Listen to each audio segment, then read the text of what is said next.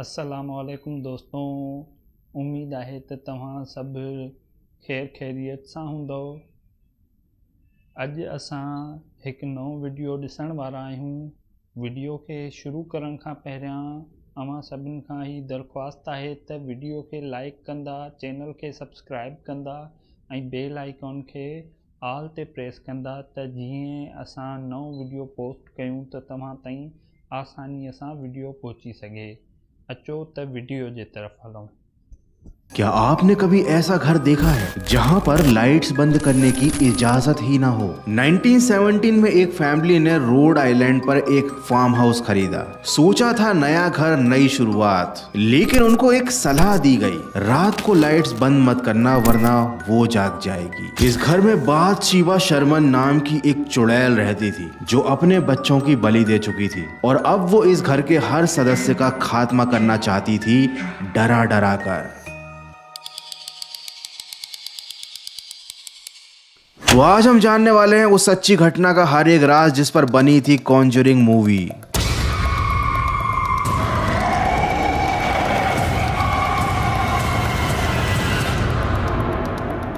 ये कहानी इतनी डरावनी है कि इसे सुनकर तुम्हारे रोंगटे खड़े हो जाएंगे, तो इसको रात में और अकेले में बिल्कुल मत देखना। तो जानते हैं कि आखिर उस फार्म हाउस पर रात को लाइट बंद करने के बाद क्या होता था पैरॉन फैमिली के साथ, आज के फाड़ू वीडियो में।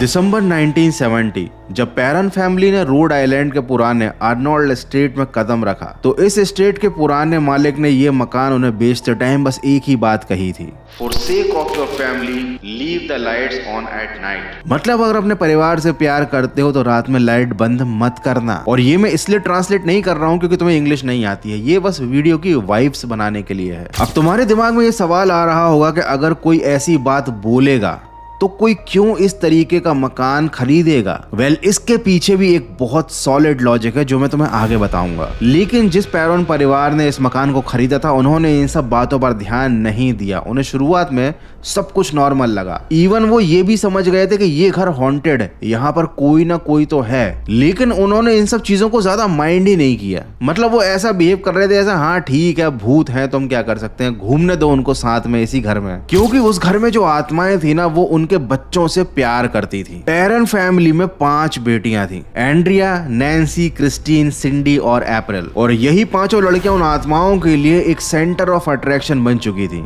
इस घर में एक आत्मा थी जिसका नाम था मिसेस अर्नोल्ड। मिसेस अर्नोल्ड की मौत भी इसी घर में हुई थी और मिसेस अर्नोल्ड का भूत उन बच्चियों से बड़ा प्यार करता था क्योंकि वो रात में उन्हें कंबल ओढ़ा देता था। दूसरी आत्मा थी जॉनी अर्नोल्ड की, जो इसी फार्म हाउस की एक एटिक पर गले में रस्सी बांधकर ऊपर चला गया था और वो बच्चों के साथ खेलता था, इसलिए बच्चों ने उसे प्यार से नाम दे दिया था मैनी, क्योंकि वो आत्मा बच्चों के खिलौनों को इधर उधर हिलाकर दिखाती थी, अपनी मौजूदगी का एहसास कराती थी। और साथ ही यहाँ पर एक घोस्ट था जिसका नाम था द स्वीपिंग घोस्ट, क्योंकि वो झाड़ू के ही आसपास रहता था और जब लोगों की नजरें उस झाड़ू पर नहीं होती थी तो उससे मिट्टी की या धूल की वो कुछ लाइंस बना देता था, जैसे कि वो कुछ इशारा करना चाहता हो। अब ये जो आत्माएं थी या इनके अलावा और भी जो आत्माएं उस घर में थी वो बच्चों को या फैमिली के किसी भी मेंबर को नुकसान नहीं पहुंचा रही थी। लेकिन लिटरली ये सारी बातें सुनने के बाद तुम्हें थोड़ा सा अजीब तो लग रहा होगा। तुम्हें लग रहा होगा कि पैरन फैमिली को एक अवार्ड देना चाहिए ब्रेवरी का या कहें तो बेवकूफी का। लेकिन ये सारी आत्माएं, ये सारे भूत तो चुटर पुटर थे, क्योंकि इस फैमिली को अंदाजा भी नहीं था कि उनका आने वाले समय में इस घर में मौजूद सबसे शक्तिशाली आत्मा से सामना होने वाला है। धीरे धीरे इस घर की वाइब बदलने लगी, हर कोना डरावना सा बनने लगा। शायद इस घर में मौजूद नेगेटिव एनर्जी अब अपना असली रंग इनको दिखा रही थी। फैमिली फ्रेंडली घोस्ट वाला ये घर धीरे धीरे उस फैमिली के लिए डरावना बनता जा रहा था। रोज सुबह 5:15 पर पैरन फैमिली के घर में कुछ ऐसा होता जो किसी बुरे सपने से कम नहीं था। लाशों की सड़ी हुई बदबू पूरे घर में फैल जाती थी। रात के वक्त बच्चियों के बाल खींचे जाते थे, उन्हें मारा जाता था, उनके कंबल बिस्तर रजाइयां खींच दी जाती थी। ऐसा लगता था जैसे कि कोई अदृश्य ताकत उनका शिकार करने की कोशिश कर रही हो। उनके हाथ पर पकड़कर उनको घसीटा जाता था। दरवाजे अपने आप बंद हो जाते थे। घर में अजीब सी चीखें सुनाई देती थी, जैसे कि कोई बहुत दर्द में हो लेकिन कोई दिखाई नहीं देता था। लेकिन ये जो कुछ भी हो रहा था ये तो बस एक ट्रेलर था, क्योंकि अब शुरू होने वाला था इस फैमिली के लिए एक डरावना नाइटमेयर। इस कहानी का, इस सच्ची घटना का वो पार्ट जिसने द कंजूरिंग को द कंजूरिंग बनाया। एंड्रिया पैरन, इस घर की सबसे बड़ी बेटी, जो अब और भी ज्यादा बड़ी हो चुकी हैं, आज भी उस एंटिटी के बारे में बात करने से, उसकी डिटेल्स के बारे में बात करने से डरती हैं। उनका कहना था कि उस समय उस घर में एक बहुत बुरी आत्मा थी जिसकी नजर थी 5 मासूम बच्चियों पर। ये वो आत्मा थी जिसका नाम पूरी दुनिया अब जानती है, और उस चुड़ैल का, उस आत्मा का नाम था जो इनका जीना हराम करने वाली थी, बाथशीबा।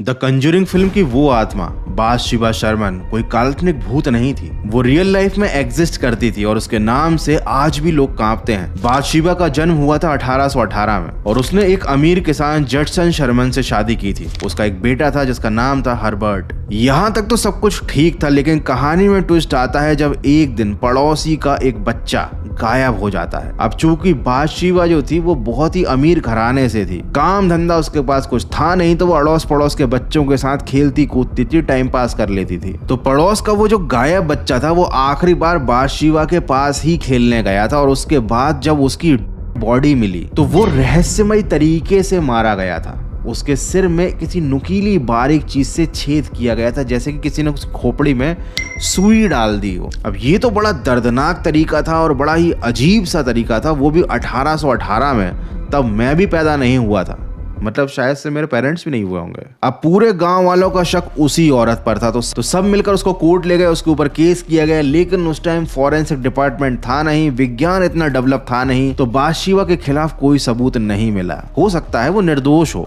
शायद इसलिए कोई सबूत ना मिला हो। लेकिन निर्दोष साबित होने के बावजूद भी पूरे गांव वाले उस औरत से दुश्मनी रखने लगे, क्योंकि सब समझ चुके थे कि ये जो बच्चे के साथ कांड हुआ है ना, ये इसी ने किया है। जब उसका खुद का बेटा पैदा हुआ था हर्बर्ट, तो उनकी फैमिली में बड़ी खुशियां आ गई थी। लेकिन एक दिन उसके पति ने काम से आते टाइम खिड़की में से देखा तो बाथशीबा अपने बच्चे को चूल्हे के सामने रखकर उसकी बलि दे देती है। ये नजारा देख के तो पति की हालत खराब हो जाती है। वो समझ जाता है कि उसकी जो बीवी है ना वो आउट हो चुकी है, या तो वो डीमन के कब्जे में, क्योंकि पुराने जमाने में यही सब बातें सोची जाती थी। उसने अपने बच्चे का किया, उसकी बलि दी और उसको चूल्हे में फेंक दिया। ये सब देखने के बाद उसके पति का हो गया पारा हाई, लेकिन बाथशीबा ने उसे कुछ करने का मौका नहीं दिया, क्योंकि तुरंत बाथशीबा बाहर आई और उसके घर के बाहर लगे पेड़ के ऊपर चढ़ गई और सबको श्राप दे डाला कि मेरी इस जमीन पर जो भी रहेगा उसे मैं चैन से जीने नहीं दूंगी। और उसके बाद उसने उस पेड़ में रस्सी डाली एंड बस खत्म कर लिया खुद को। कहते हैं कि उसका ये श्राप आज भी जिंदा है। उस घर में जो भी रहने आता है वो परेशान होने लगता है, क्योंकि उसकी मौत के साथ ये कहानी खत्म नहीं हुई, बल्कि एक नई और भयानक कहानी का जन्म हो गया। जब बाथशीबा के ऊपर और ज्यादा रिसर्च की गई तो पता चला कि उसका एक नहीं बल्कि टोटल 3 बच्चे थे, और तीनों बच्चे रहस्यमय तरीके से मारे गए थे। और बाथशीबा और उसकी फैमिली ने अर्नोल्ड स्ट्रीट नाम की इसी जगह पर अपने आखिरी दिन बिताए थे। यही वो जगह थी और यही वो फार्म हाउस है जहाँ पर बाथशीबा अपनी फैमिली के साथ रहती थी, और यहीं पर एक पेड़ लगा था जिससे लटक कर बाथशीबा ऊपर चली गई थी। लेकिन इस कहानी का ये तो एक बहुत सिंपल पहलू है जो मूवीज में भी दिखाया जाता है और ज्यादातर आर्टिकल्स में यही चीज मेंशन की जाती है। लेकिन इसका एक और पहलू भी हो सकता है। बाथशीबा अपने समय की एक आम महिला थी। वो पड़ोस के बच्चों की देखभाल करती थी, उनके साथ खेलती कूदती थी। लेकिन जब एक दिन एक बच्चा रहस्यमय तरीके से खत्म हो गया तब पूरी शक की सुई उसी की तरफ आ गई। हालांकि कोई सबूत न मिलने पर कोई मुकदमा नहीं चला, लेकिन समाज ने उसको दोषी मान लिया और इल्जाम लगा दिया उस पर एक हत्या का और जादू टोने का। उसे कोर्ट ने तो बरी कर दिया, लेकिन समाज ने उसे चुड़ैल साबित कर दिया। अधिकतर लोग उसके ऊपर बिना सोचे समझे ही इल्जाम लगाने लग गए, क्योंकि एक समय पर वो काफी ज्यादा खूबसूरत थी, जवान थी और बहुत ज्यादा पैसे वाली थी। आसपास की उसकी पड़ोस की औरतें उससे जलती थी, मर्द उसे समझ नहीं पाते थे। और जैसे ही एक ट्रेजेडी हुई, उसके ऊपर बिच का ठप्पा लगाने के लिए सबसे पहले यही लोग आगे आए। वो एक प्राइवेट स्टेट में एक रॉयल जिंदगी जी रही थी, लेकिन आम लोगों ने उसे समाज से बाहर करने का कोई मौका नहीं छोड़ा। और शायद इसी बदनाम इतिहास की वजह से, इसी झूठे इल्जाम की वजह से आज भी उसकी आत्मा चैन से नहीं सो पाती, और इसीलिए वो उस स्टेट में आने वाले हर इंसान को परेशान करती है। लेकिन हो सकता है तुम्हारे दिमाग में सवाल आ रहा हो कि गौरव भाई, इस चुड़ैल के बारे में, इसके इतिहास के बारे में, साल 1812 के बारे में तुम्हें इतना कुछ कैसे पता? तो ये सब कुछ मुझे पता चला एक किताब से जो लिखी थी एंड्रिया पैरोन ने। उन 5 बहनों में सबसे बड़ी बहन जो खुद इस घर में रहकर आई थी, और इस चुड़ैल के साथ जो एनकाउंटर हुआ था, जो एग्जॉर्सिज्म इस घर में हुआ था, वो सब कुछ उसने अपनी आंखों से देखा था।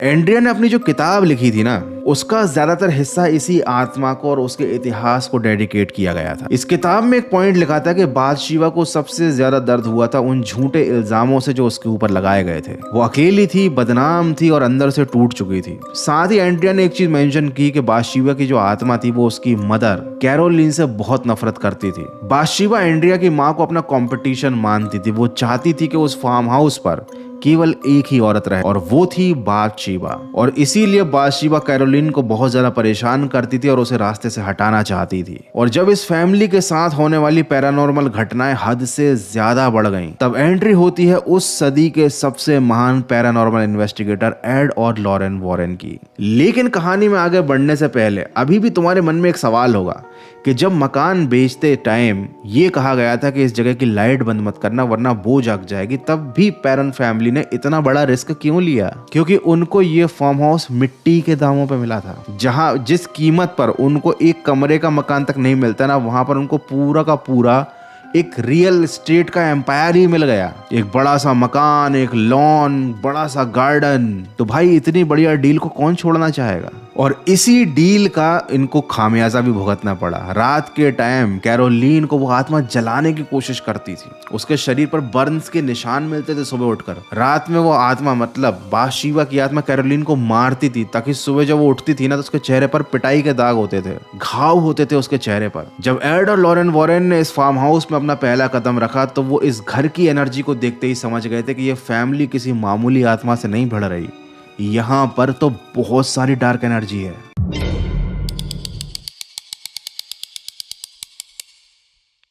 उन्होंने इस पूरी जगह के इतिहास को खंगाला, हर चीज के बारे में स्टडी की, और वो समझ गए कि ये कोई जगह नहीं है, ये जगह खुद जिंदा है और इसके अंदर आत्मा है जिसका नाम है बाथशेबा। कुछ दिनों तक तो वो आत्मा केवल इनको डराना चाहती थी, लेकिन एड और लॉरेन वॉरेन के एंट्री के बाद वो आत्मा उन सबको कंट्रोल करना चाहती थी। उसने कैरोलिन को परेशान करना, मारना, घायल करना और ज्यादा बढ़ा दिया। जब वॉरेन्स ने उस घर में क्लींजिंग शुरू की, मतलब होली वाटर छिड़का, प्रेयर्स चालू की, एग्जॉर्सिज्म टाइप की प्रोसेसेस चालू की, तो वो आत्मा बाथशेबा और ज्यादा तिलमिला गई। उस घर के लाइट्स टूटने लगे, फर्नीचर हवा में अपने आप उड़ने लगा, कैरोलिन पूरी तरीके से पजेस्ड हो गई। इन सब चीजों से निपटने के लिए, उस फैमिली को फ्री कराने के लिए वॉरेन्स ने फैसला किया कि वो एक इमरजेंसी एग्जॉर्सिज्म को परफॉर्म करेंगे उसी घर के तहखाने में। लॉरेन ने जैसे ही ये करने के लिए कैरोलिन के सामने बाइबल खोला, कैरोलिन की आंखें पलट गईं, उसकी आवाज बदल गई और वो चीख कर बोली कि ये मेरा घर है। ऐसा लग रहा था जैसे कि कैरोलिन के गले से बाथशेबा की आवाज निकल रही हो। ये एग्जॉर्सिज्म कई घंटों तक चला।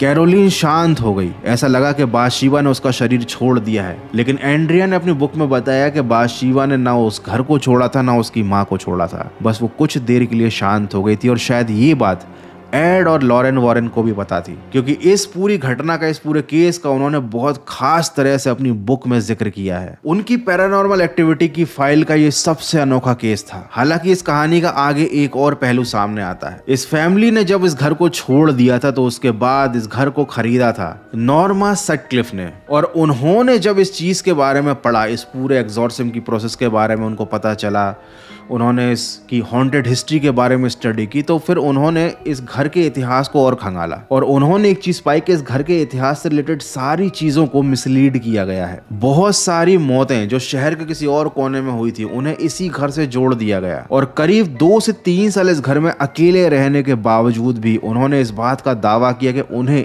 एक भी आत्मा ने परेशान नहीं किया। क्या वो सारी आत्माएं एग्जॉर्सिज्म की वजह से एड और लॉरेन के द्वारा की गई क्लींजिंग प्रोसेस की वजह से उस घर को छोड़ गई थी, या जो पैरन फैमिली के साथ घटनाएं हुई थी उसमें इस घर का नहीं बल्कि उस फैमिली का ही हाथ था। एनीवे, जब ये फिल्म रिलीज हुई तब जाकर लोगों को इस घर के बारे में और इस घर में हुई घटनाओं के बारे में पता चला और आखिर में असली सच क्या है, इस बात की सच्चाई तो कोई नहीं जानता। लोग जो फिल्मों में दिखाया जाता है उसी पर विश्वास करते हैं, लेकिन एड और लॉरेंस ने जो अपनी फाइल्स में इन सारी घटनाओं का जिक्र किया था, पैरन फैमिली के साथ हुए पैरानॉर्मल एक्सपीरियंस को उन्होंने बताया था, वो भी झूठ नहीं था, क्योंकि उनके पास उनकी इन्वेस्टिगेशन की एक एक स्टेप का सबूत था। तो आखिर ऐसा क्यों हुआ कि नॉर्मा को उस घर में कोई भी पैरानॉर्मल एक्सपीरियंस फील ही नहीं हुआ? और आपको क्या लगता है, बाथशेबा सच में एक बुरी औरत थी या फिर इस समाज के लोगों ने मिलकर उसे एक गलत इल्जाम में फंसाया था? एनीवे, इन सभी सवालों के जवाब आपको मालूम हो या ना मालूम हो, लेकिन एक चीज आपको जरूर मालूम चल गई होगी कि जब भी आप किसी पुराने मकान में जाएं और दरवाजा अपने आप खुल जाए तो आपको मालूम होना चाहिए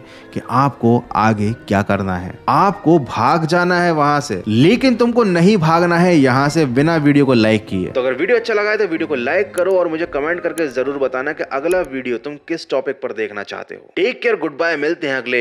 दोस्तों, उम्मीद है त तव्हांखे असांजो अॼु जो वीडियो भी पसंद आयो हूंदो। जे तव्हांखे ही वीडियो पसंद आयो आहे त वीडियो के लाइक कंदा, चैनल के सब्सक्राइब कंदा ऐं बेल आइकॉन के ऑल ते प्रेस कंदा त जीअं असांजी हर नई अचण वारी वीडियो तव्हां ताईं आसानीअ सां पहुची सघे।